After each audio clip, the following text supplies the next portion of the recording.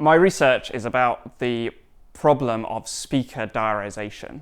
The best way to describe this is imagine that you were in a room with 3 other speakers, maybe a meeting room, and you had a microphone in the centre of the table. Could you work out how many speakers are speaking and who is speaking when, just using that audio from that microphone in the centre of the table? The main problem that I'm trying to solve with my research in the field of speaker diarisation is if I was to play you an audio recording, you could very easily tell me how many speakers there were and who was speaking at what time, with near 100% accuracy. But this is something that a computer finds extremely difficult to solve.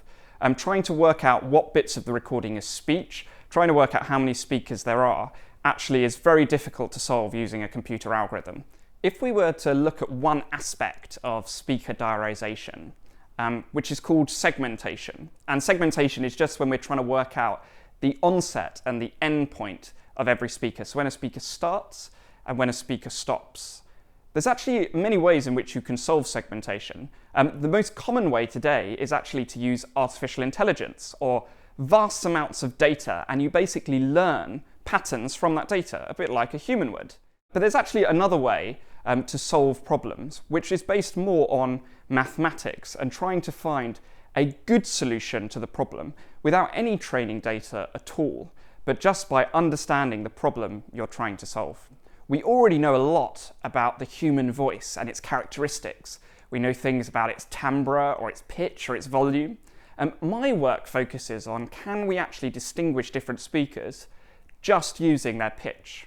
Which actually makes sense if you think about it. Some people have a higher pitched voice and some people have a lower pitched voice.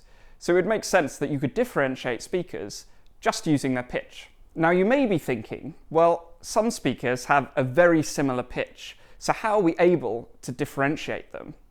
Well, the trick is people actually normally don't start at the same pitch that the previous speaker stopped at. So if we can actually track someone's pitch over time, we can see jumps in the pitch when a new speaker starts speaking. And that's how we can solve the problem that even when speakers have similar pitches, we can still work out when the speaker changes. So how do we actually calculate the pitch of someone's voice? When we speak, our vocal cords clap together at a particular frequency, and they create not only a resonance at that particular frequency, but also at multiple harmonics. So what do I mean by that? Well, if you had a fundamental pitch frequency of 100 Hz, you would actually see resonances at 100 Hz, 200 Hz, 300 Hz, 400 Hz, and so on. So if we know these resonances exist, how can we actually go about detecting them? We detect these resonances by actually taking the time domain signal in every instance of time into the frequency domain. And then we can detect what frequencies these resonances appear. And to do this, we use actually a very famous transform called the Fourier transform. The best way to explain this is imagine that you had a book on a shelf and you could see the spine. It would give you some information about the book, but as soon as you remove it and look at the front cover, you see new information. Well, the same thing happens for an audio signal. In the time domain, we have certain information, but when we transform it into the frequency domain, we get new information. The signal itself is the same, just like the book does not change.